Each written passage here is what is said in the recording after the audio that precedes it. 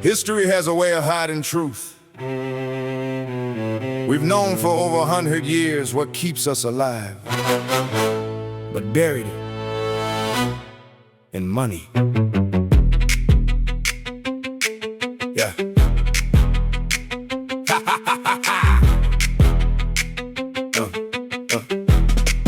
Yeah.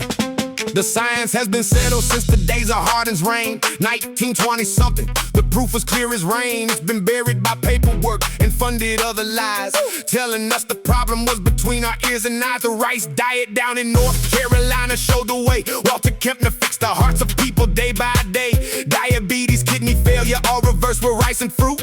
He cured the incurable, that was absolute.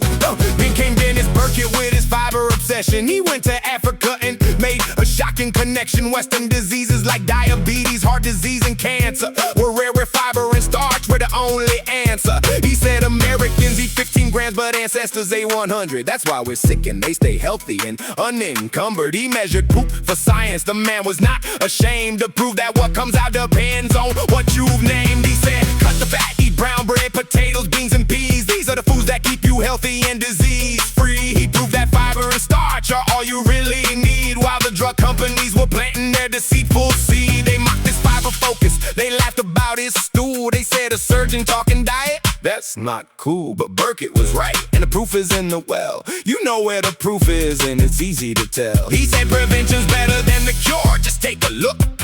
Most of what we treat is due to what we cook.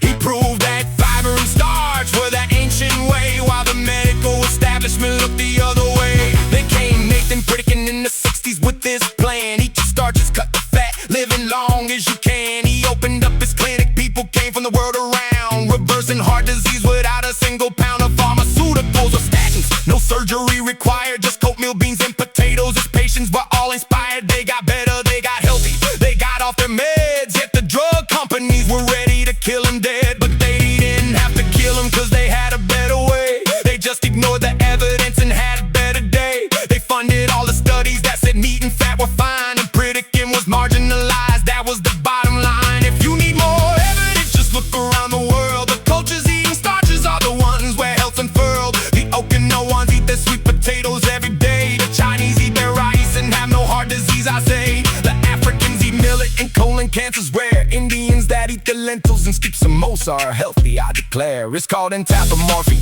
The global anthropological evidence is voluminous and never contradictory. Populations eating starches have no diabetes, no cancer, while the Westerners who eat the fat are taking the answer from their own diseased bodies. It's clear as crystal glass, starch is good, fat's bad, and that's the truth that will not pass. But they buried it again and again and again, because health don't make a profit, that's the truth, my friend. They rather have you die in a hospital bed than eating rice and potatoes and staying healthy instead. Now enter John McDougall, the Hawaiian superstar.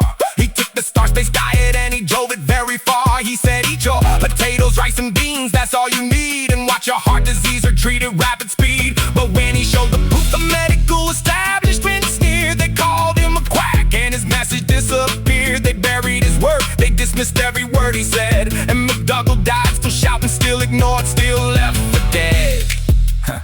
Caldwell Esselstyn was next, a surgeon from the Cleveland Clinic. He said no oil at all, my friends, not even in a gimmick. No olive oil, avocado, seeds and nuts, big and small. He made his patients vegan and he watched the plaques just fall. But his study had no control group, only 18 patients. The skeptics said the science was as weak as regulations. They dismissed him as a maverick with a dangerous obsession and ignored the fact his patients had a healthy heart progression. Peter Rogers on YouTube screams the same thing every day. No oil, no fat, no animal products, no way. He's hated by the vegans, hated by the keto crowd. He's hated by the carnivores who think he's far too loud, because he said the Nearings were correct with all their blandness, and eating like the peasant is the path to healthy madness. But Peter's got the numbers and the scans to prove his case, as patients get the health back at a rapid pace. He's hated by the food industry, the medical elite, because he tells the truth, and that's a heart that they compete. Scott and Helen Nearing back in 1930 and beyond fled the city, built a homestead, and they were the bond with the earth and with the simple life of starches and of greens.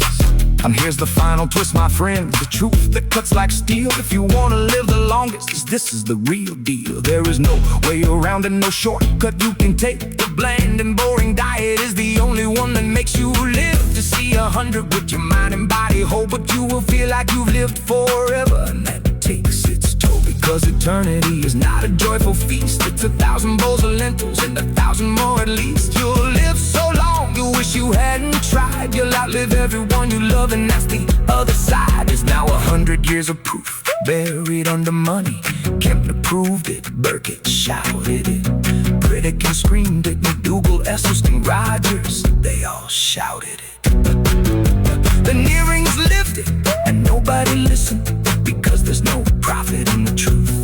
So here's the question that's sitting on your plate, and it's the only one that matters. Is your life worth more than the next donut?